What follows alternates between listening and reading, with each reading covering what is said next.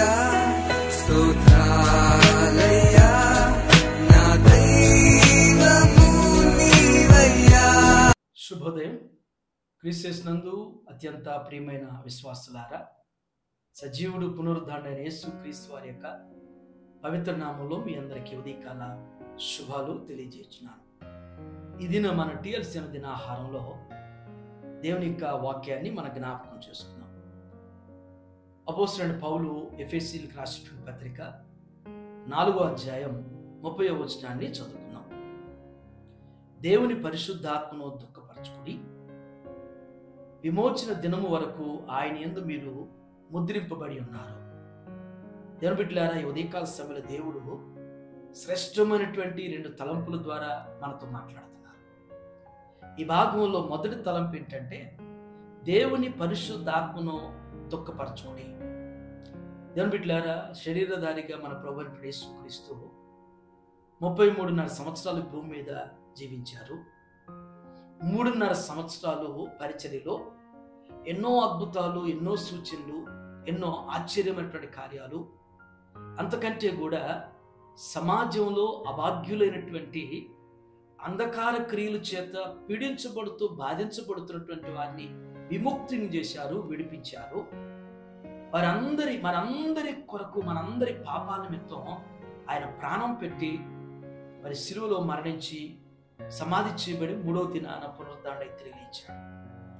ఆయన ఆరోహణం అవుతున్నప్పుడు సంఘానికి, అంటే మన ప్రభువును అనుగ్రహించేటువంటి గొప్ప బహుమానం ఏంటంటే పరిశుద్ధాత్మ. పరిశుద్ధాత్మ దేవుణ్ణి మనకి బహుమానంగా భూమి మీద మనకి ఇచ్చారు. కుమారుడైనటువంటి యేసుస్వామి భూమిని, అంటే ఈ లోకాన్ని విడిచిపెట్టి ఆయన ఆరోహణమై వెళ్ళిపోయిన తర్వాత పరిశుద్ధాత్మను మనకి ఇచ్చాడు. ఆ పరిశుద్ధాత్ముడు మనలో ఉంటాడు, మనతో ఉంటాడు, మనల్ని సర్వశక్తులు నడిపిస్తాడని చెప్పాడు. అయితే ఆ పరిశుద్ధాత్మని ప్రభు అంటున్నాడు, మీరు దుఃఖపరచొద్దు అంటున్నాడు. మన మాటల ద్వారా, మన క్రియల ద్వారా, మన పనుల ద్వారా, మనం చేసేటువంటి మన ప్రవర్తన బట్టి పరిశుద్ధాత్మ దేవుణ్ణి దుఃఖపరచొద్దు అంటున్నాడు. ఈనాడు దేవుని బిడ్డలారా, మన జీవితంలో మరి వాక్యం తెలుసు, దేవుణ్ణి ఎరిగినటువంటి వారుగా, సంఘానికి వచ్చుతున్నటువంటి వారుగా ఉంటూ ఉంటాం. కానీ మరి మనం మాటలు, మన క్రియలు, మన ప్రవర్తన, మరి మనుషుల్ని బాధపడతాం, మనుషుల్ని నొప్పింపజేస్తాం, మనుషుల్ని గాయపరుస్తాం. అంత మాత్రమే కాకుండా వీటన్నిటికంటే అతీతంగా మనల్ని చూసినప్పుడు, అయ్యో నా కుమారుడు, నా కుమార్తె ఎంత దారుణంగా ఈ విధంగా మాట్లాడుతూ, ఈ విధంగా ప్రవర్తిస్తుంది, ఇలాంటి పద్ధతి కలిగి ఉన్నారా అని చెప్పేసి పరిశుద్ధాత్మ దేవుడు ఎంత దుఃఖపడతాడు అనేటువంటిది మనం గ్రహించాలి, ఆలోచించాల్సిన విషయం. 2వ తలంపు ఏంటంటే విమోచన దినము వరకు ఆయన యందు మీరు ముద్రింపబడి ఉన్నారు. విమోచన దినం అంటే దేవుని యొక్క రాకడ. దేవుని యొక్క రాకడ అంటే తీర్పు దినం అన్నమాట. మనందరికి కూడా మరి అది జడ్జిమెంట్ డే అంటారు కదా. ఆ విమోచన దినం అనేటువంటిది చాలా ప్రాముఖ్యమైనటువంటిది. ఆ దినం కొరకు మనందరం కూడా సిద్ధపడాలి. ఎందుకని మనకి బాప్తిసం తీసుకుంటున్నప్పుడు, బాప్తిస సమయంలో సేవకులు మన నొసటి మీద సిలువ గుర్తు వేస్తారు. అంటే అదొక ముద్ర.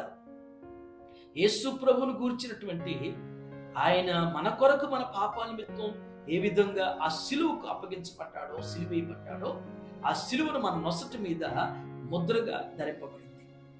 ఈ ముద్ర ఎప్పటి వరకంటే ఈ భూమి మీద మన జీవితం కొనసాగినంత కాలం, అంటే ఆ యొక్క విమోచన దినం ఉందే, మధ్యాకాశంలో ప్రభు వచ్చి పిలిచి అంతవరకు కూడా ఆ ముద్రను గైకున్నటువంటి మనం కలిగి ఉంటూ, దేవునికి లోబడుతూ, దేవునికి భయభక్తులు కలిగి విధేయత కలిగినటువంటి వారికి జీవించుతూ ఉన్నారనేటువంటిది మనకు జ్ఞాపకం చేయబడుతుంది. అది విమోచన దినం తర్వాత ఆ ముద్ర అంటే ఆ ముద్ర మన నొసటి మీద తీసివేయబడిన తర్వాత మరి దేవుడు మనకి క్రొత్త పేరు పెడతాడు, తెల్ల రాతిని ఇస్తాడు. ప్రకటన గ్రంథంలో జ్ఞాపకం చేసినట్లు ఆయన నిత్య రాజ్యంలోనికి మనం ప్రవేశించేటువంటి అర్హతను ప్రవేశిస్తాడు. కొందరు భూమి మీద ఉండగానే బాప్తిసం తీసుకున్నటువంటి బాప్తిసాన్ని మరి దానికి విరుద్ధంగా ప్రభురాత్రి భోజన సంస్కారానికి, ప్రభు యొక్క శరీర రక్త మాంసాలకు విరుద్ధమైనటువంటి జీవితాలు జీవించి వేయబడినటువంటి నొసటి మీద ఉన్నటువంటి ముద్రను పోగొట్టుకునేటువంటి వారు ఉంటారు. ఈ ఉదయం వ్యక్తిగతంగా మనల్ని మనం స్వపరీక్ష చేసుకుంటూ మరి మనం పరిశుద్ధ ఆత్మను దుఃఖపరిచే వారికి ఉన్నామేమో ఒకవేళ చిన్న స్వపరీక్ష. మరి నియమించబడినటువంటి దినం కొరకు ముద్రించబడినటువంటి మనం సిద్ధపాటు కలిగి ఉన్నాం లేదనేటువంటిది గ్రహింపగలిగినటువంటి వారిగా సాగుదాం. పరిశుద్ధ ఆత్మ ఈ మాటల ద్వారా మనం స్థిరపరచును గాక. ఆమేన్. ఈ దినం వివాహ వార్షికోత్సవం జరుపుకున్నటువంటి మన సంఘ సభ్యులు బాబు చందు షర్లీకి మరి వివాహ వార్షికోత్సవ శుభాకాంక్షలు తెలియజేస్తున్నాను. 127, 128 సంకీర్తనలు వారి జీవితాల్లో దేవుడు స్థిరపరిచి బలపరుస్తూ ఎలాంటి వెడ్డింగ్ యానివర్సరీస్ ఇంకా అనేక అనుగ్రహించి వారికి బహుమానం ఇచ్చినటువంటి కుమారుని కూడా దేవుడు అన్ని విధాలుగా ఆశ్రదిస్తూ వారి కుటుంబాన్ని దేవుడు బలపరచును గాక. ఆమేన్. అలాగే పాప జన్మదినం జరుపుకున్నటువంటి దీప్తి చందన్కు మరి జన్మదిన శుభాకాంక్షలు తెలియజేస్తున్నాను. 65:11 వచ్చిన ప్రకారం మరి సంవత్సరమును దయాకిరీటిని నీకు ధరింపజేసి నీ జాడల సారం వెదజల్లును నీకు జ్ఞాపకం చేసినట్లుగా దీప్తి ఇలాంటి జన్మదినాలు ఇంకా అనేకం జరుపుకుంటూ దేవుడు ఉన్నతమైనటువంటి భవిష్యత్తును బిడ్డకు మరి వారి తల్లిదండ్రులకు కుటుంబానికి దేవుడు అనుగ్రహించిన గాక. దీవించావే సమృద్ధిగా నీ సాక్షిగా కొనసాగమని ప్రేమించావే నన్ను ప్రాణంగా నీ కోసమే నన్ను బ్రతకమని దారులలో ఎడారులలో సెలయేరులై ప్రవహించుమయా చీకటిలో కారు చీకటిలో అతి స్తంభమైనను నడుపుమయా దీవించావే సమృద్ధిగా నీ సాక్షిగా కొనసాగమని ప్రేమించావే నన్ను ప్రాణంగా నీ కోసమే నన్ను బ్రతకమని. ప్రార్థన చేసుకున్నాం. ప్రేమ కలిగిన ఆయన, కృప కలిగిన తండ్రి, మీకు వందనాలు ప్రభువా. ఈ ఉదయం నాయన శ్రేష్టమైనటువంటి ఆత్మీయమైనటువంటి మాటలు చెప్తాం మాతో మీరు మాట్లాడిన విధానం బట్టి మీకు వందనాలు దేవా. మీరు ఆరోహణం వెలుచున్నప్పుడు నాయన మీ ఆత్మను ప్రభు పరిశుద్ధ ఆత్మను మాకు బహుమానంగా మాకు తోడుగా మమ్మల్ని నడిపించడానికి మమ్మల్ని సర్వసత్యంలోకి నడిపించడానికి నా ప్రభు మాకు అప్పగించినటువంటి మాకు ఉరకించినటువంటి పరిశుద్ధ ఆత్మను దుఃఖపరిచేటువంటి వారికి ఉంటే క్షమించండి అయ్యా.